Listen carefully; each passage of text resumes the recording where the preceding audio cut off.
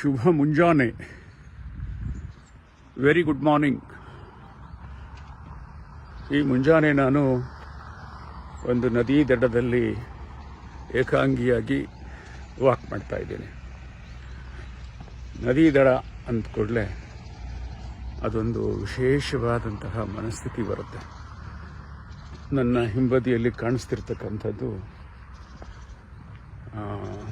ವಿಸ್ತುಲಾ ನದಿ, ನಗರ ಟೋರುನ್, ದೇಶ ಪೋಲೆಂಡ್. ನಿಮಗೆಲ್ಲ ಗೊತ್ತಿದೆ, ಟೋರುನ್ ನಗರದಲ್ಲಿ ಖ್ಯಾತ ಗಣಿತಜ್ಞ ಮತ್ತು ವಿಜ್ಞಾನಿ ಕೋಪರ್ನಿಕಸ್ ಹುಟ್ಟಿದ್ದು. ಈ ಊರಿಗೆ ಬಂದಿದ್ದೀನಿ. ಈ ಮುಂಜಾನೆಯ ವಾಕಿಂಗ್ನಲ್ಲಿ ನನಗಿಷ್ಟವಾದ ಕೆಲವು ಮಾತುಗಳನ್ನು ನಿಮ್ಮ ಜೊತೆ ಹಂಚ್ಕೋಬೇಕು. ಮುಖ್ಯವಾಗಿ ನೋಡುವಾಗ ಯುರೋಪು, ಪೋಲೆಂಡ್ ಆಗಲಿ, ಜರ್ಮನಿ ಆಗಲಿ, ಫ್ರಾನ್ಸ್ ಆಗಲಿ, ಸ್ಪೇನ್ ಆಗಲಿ, ಅವುಗಳಿಗೆ ಒಂಥರದ ತಣ್ಣಗಿನ ಸೌಂದರ್ಯ. ತುಂಬ ಅವು ನೋಡಲಿಕ್ಕೆ ಭಾಳ ಕೂಲಾಗಿ ತಂಪಾಗಿ ಕಾಣಿಸುತ್ತೆ. ಇದನ್ನು ಛೇಡಿಸೋದಕ್ಕೆ ನಾನು ಪ್ಯಾರಿಸ್ ಪ್ರಣಯ ಅನ್ನುವಂಥ ನನ್ನ ಸಿನಿಮಾದಲ್ಲಿ ಒಂದು ಸಂಭಾಷಣೆ ಬರೆದಿದ್ದೀನಿ.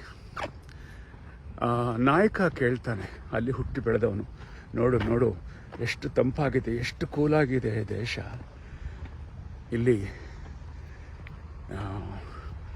ಎಷ್ಟು ಎಲ್ಲೋ ಮೋಹಕ ಮನೋಹರ ಇತ್ಯಾದಿ ಏನೋ ಹೇಳ್ತಾನೆ.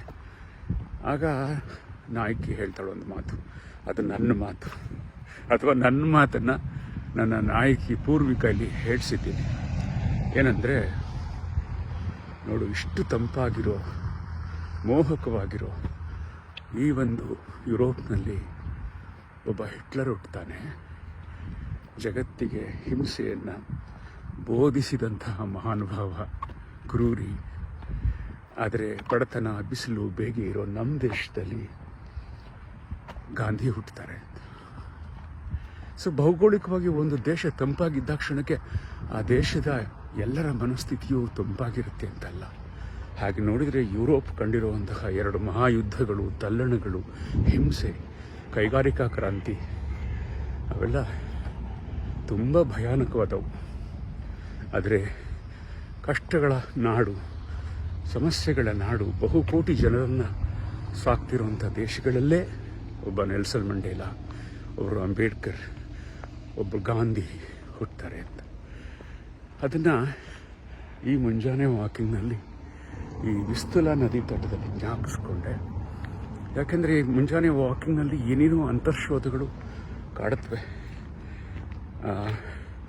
ಇವತ್ತು ಕಾಡಿದ್ದಿದು, ಅದನ್ನು ನಿಮ್ಮ ಜೊತೆ ಹೇಳಬೇಕನ್ನಿಸ್ತು. ನಮಸ್ತೆ.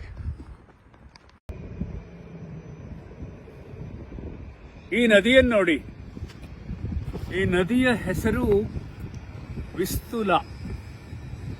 ವಿಪುಲ ಇದ್ದಾಗಿದೆಯಲ್ಲ, ವಿಸ್ತುಲಾ ಅಂತ. ಈ ನಗರ ಕ್ರಾಕೌ ನಗರ, ಪೋಲೆಂಡ್ ದೇಶದ ಬಹುಮುಖ್ಯವಾದ ನಗರ. ಈ ನದಿ ವಿಸ್ತುಲಾ ಇದೆಯಲ್ಲ, ಇದು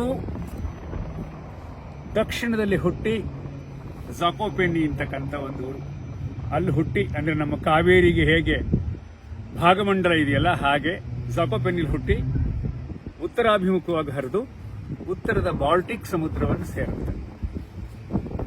ಇದು ಒಂದು ರೀತಿಯಲ್ಲಿ ಪೋಲೆಂಡ್ ದೇಶದ ಕಾವೇರಿ ನದಿ ಅಂತ ಹೇಳಬಹುದು.